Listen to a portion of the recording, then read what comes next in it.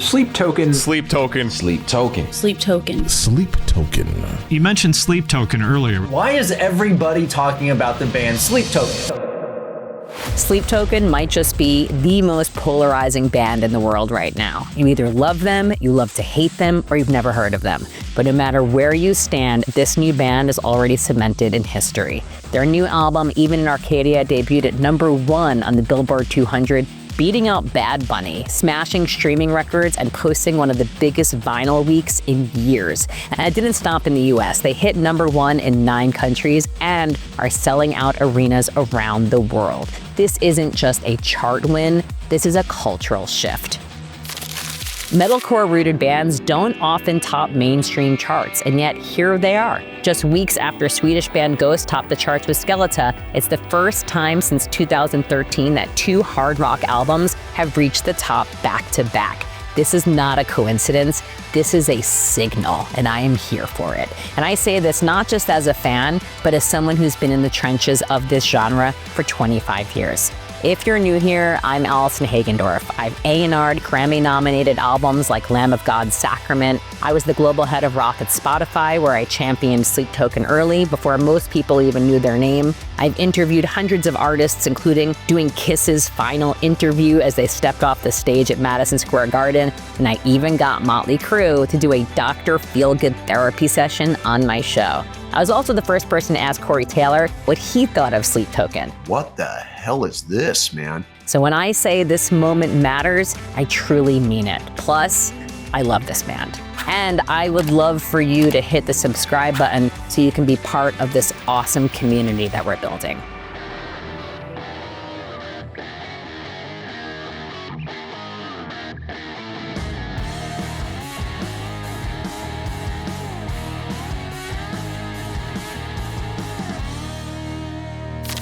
Sleep Token didn't come out of nowhere. They come from a long lineage of artists who embraced anonymity, spectacle, and emotional intensity. In the early 70s, the Residents pioneered anonymity, performing in tuxedos and giant eyeball helmets, their real identities still officially unknown to this day. Kiss took the idea mainstream with face paint and superhero-like personas. Gwar pushed it to grotesque extremes, blending sci-fi, satire, and splattered gore. Tool avoided the spotlight entirely, letting the music speak for itself. Mushroomhead brought the masked aesthetic further underground. Ghost leaned into pageantry, rotating papal personas with a dark, satirical spin on religion. Slipknot made it brutal and brought it to the masses. God help us all, it's Slipknot. Which is why I was so interested to know what Corey Taylor thought of this band early on, and asked him when he was on my show in 2023. What about the band Sleep Token?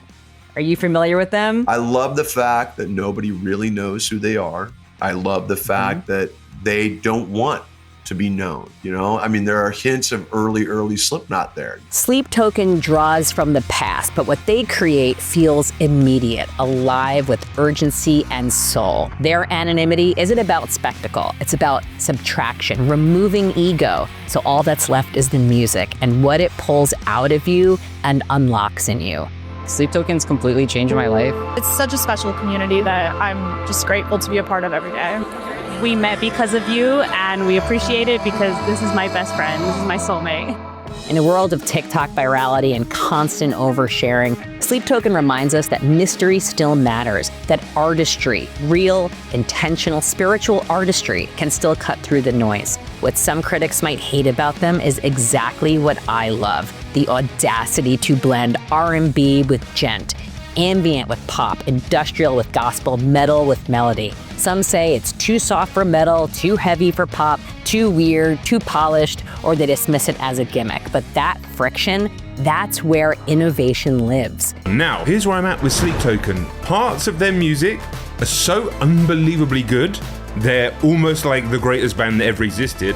Some parts confuse the absolute hell out of me. The truth is, the bands that change music the most are often misunderstood at first. Deftones were once criticized for being too soft for metal and too abstract for nu metal. Now they're considered pioneers of atmospheric heaviness. Linkin Park was dismissed by some as rap rock for teenagers, too polished, too emotional. but they spoke directly to a generation, and their vulnerability reshaped what mainstream rock could sound like. Bring Me the Horizon started as deathcore outsiders, written off by purists and critics alike, but through fearless reinvention, they've become one of the most dynamic and forward-thinking bands in modern heavy music. These bands blurred lines, broke rules, and invited new audiences into a scene that often guards its gates. Sleep Token belongs in that same gray area, the space where genre purists get uncomfortable. But it's not just music. This is a movement which was built layer by layer, moment by moment. Here's a breakdown of why Sleep Token is connecting.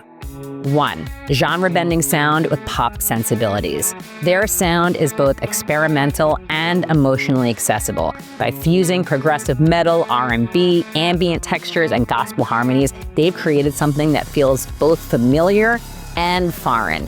I'll call them metal, but there's so many different levels and layers to their music. Yes. There's pop elements, there's jazz elements, there's moments that feel... There's like an R&B feel to it. Yeah. It's stuff like that gives me hope for the future. It's music metalheads can respect, but first-time listeners can feel instantly. That kind of crossover isn't accidental, it is architecture.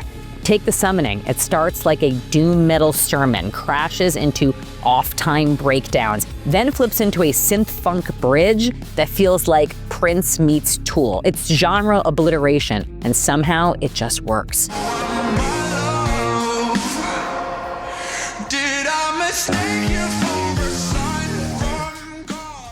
Even in Arcadia pushes that even further. It's more experimental, more exposed, more refined. And there's Caramel, their most divisive track yet. It's a moody alt R&B slow burn with trap hi-hats, falsetto vocals, and glossy production. It's more like The Weeknd than Meshuggah.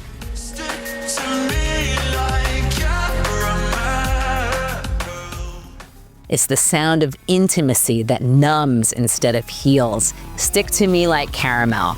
I love it. Sweet on the surface, hollow underneath. It's too pop for some, but maybe that's the point. Sleep Token refuses to be predictable, and that's exactly what makes them feel so real. They're not chasing one sound, they're chasing feeling, and they give you permission to do the same. 2. TikTok virality and algorithmic breakthrough. In a landscape driven by scrolls and skips, Sleep Token cracked the code. They let the music lead, but they understood how to package it for today's platforms.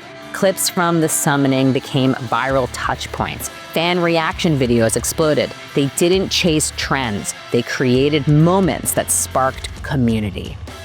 3. Visual identity and mystique. In an era of endless self-promotion, Sleep Token took the opposite route. No names, no faces, no interviews, just robes, rituals, and an aesthetic that feels sacred. They didn't just withhold identity, they replaced it with intention. It gave fans something rare, mystery, and mystery creates mythology.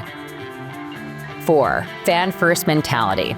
Sleep Token didn't ask for attention, they earned it. Surprise song drops, exclusive vinyl variants, merch that feels like relics, not products. I mean, check out this sick jacket I have. I mean, it's gorgeous, right? They built a world and made their fans feel like co-creators, not just consumers.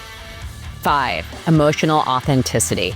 At the heart of it all is truth, not marketing, not hype, but real, raw, emotional release. That's why fans tattoo the lyrics, why they show up in tears, why the songs feel like confessionals, and why fans feel like they are part of something special. So why does this all matter? Because heavy music, especially from a new artist, doesn't hit #1 like this. Not often. Not with this level of risk, experimentation, and heart.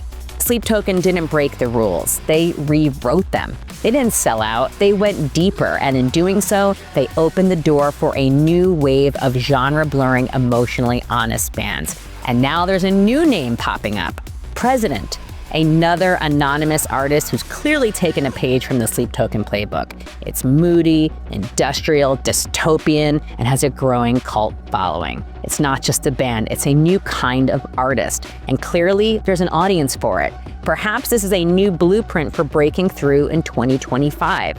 Build mystery, be emotionally honest, and above all, make people feel something. People want something real. Sleep Token gave it to them, and they showed us that the future of heavy music isn't necessarily louder, it's more human.